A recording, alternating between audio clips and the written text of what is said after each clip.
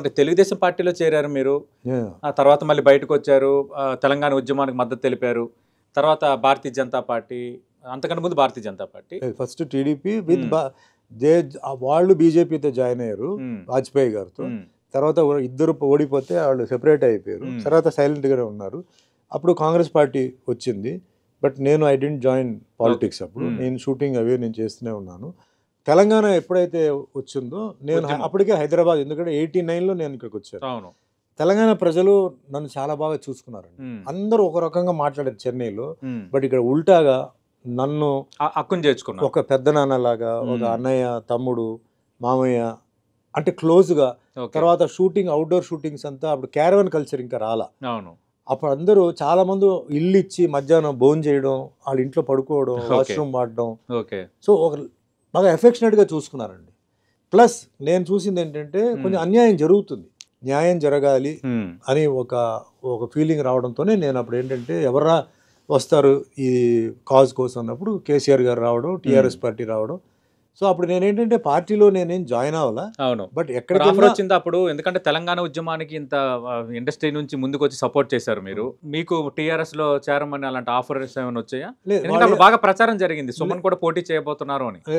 అది నాకు తెలియదండి. Hmm.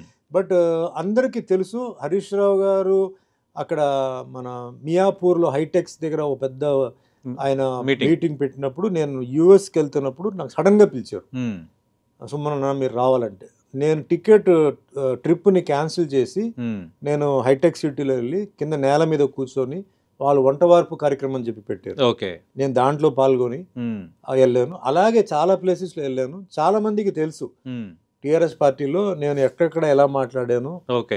తెలంగాణ కోసం అన్నీ తెలుసు. Hmm. బట్ నాకు పార్టీలో జాయిన్ అంటే ఒక అవును. పొలిటికల్ పొజిషన్ అనేది నాకు ఇది లేదండి, ఇంట్రెస్ట్ నాకు లేదు. టీఆర్ఎస్ లకు వెళ్ళలేదు, మళ్ళీ కాంగ్రెస్ కి కనెక్ట్ అయ్యారు. నువ్వు కాంగ్రెస్ కనెక్ట్ అవడానికి Hmm. కారణం వచ్చి చిన్న శ్రీశైలం యాదవ్ అండి. ఓకే. నాకు ఫస్ట్ కాంగ్రెస్ కండువా పెట్టింది Hmm. శ్రీశైలమే.